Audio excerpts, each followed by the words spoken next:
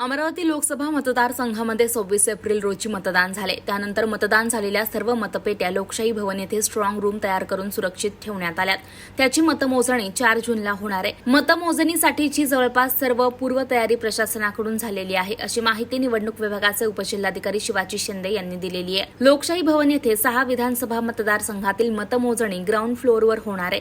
विधानसभा मतदारसंघांमध्ये प्रत्येक मतदारसंघामध्ये 18 टेबल ईव्हीएम काउंटिंगसाठी लावण्यात येणार. प्रत्येक उमेदवाराला ईव्हीएमसाठी प्रत्येक एका टेबलावर याप्रमाणे 108 प्रतिनिधी त्यांना नेमता येणार आहे. त्याबरोबर पोस्टल बॅलेट मतमोजणीसाठी 6 टेबल लावले जाणार आहे, अशी माहिती यावेळी देण्यात आली. आपल्याकडं अमरावती लोकसभा मतदारसंघामध्ये 26 एप्रिल रोजी मतदान झालं.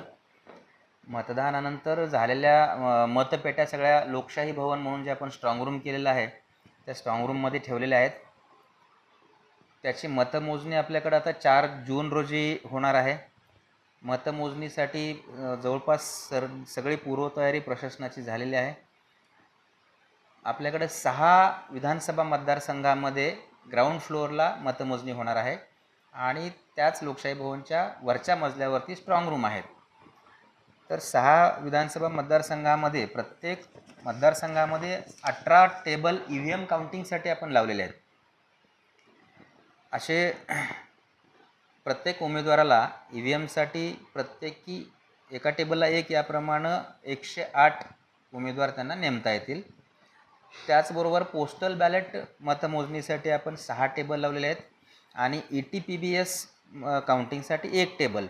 असे पोस्टलचे 6 आणि ETPBS एक असे 7 एजंट असतील आणि ईव्हीएम काउंटिंगचे 108 असे प्रत्येक उमेदवाराला 115 काउंटिंग एजंट त्या ठिकाणी नेमता येतील.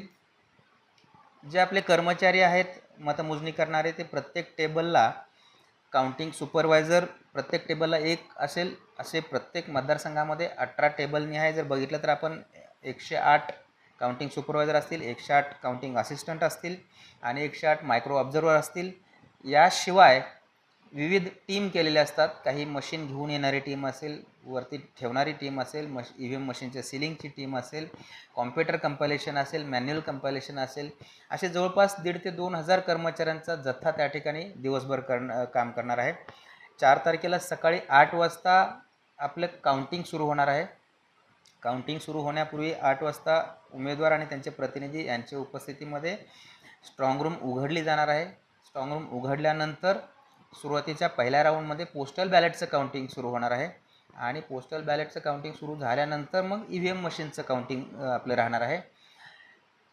जवळपास कमीत कमी 18 आणि जास्तीत जास्त 20 राऊंडमध्ये हे काउंटिंग होणार आहे. म्हणजे काही मतदारसंघामध्ये समजा मतदान केंद्र कमी आहे तर त्यांचं 18 राऊंडमध्ये मतमोजणी संपेल. मेळघाटसारख्या ठिकाणी 354 म्हणजे सगळ्यात जास्त मतदान केंद्र आहेत, त्यामुळे त्यांचे 20 राऊंडपर्यंत मतमोजणी चालेल. अशी ह्या 20 राऊंडमधली मतमोजणी आणि टपाली मतमोजणी ही एकत्रित करून अंतिम निकाल जाहीर होणार आहे.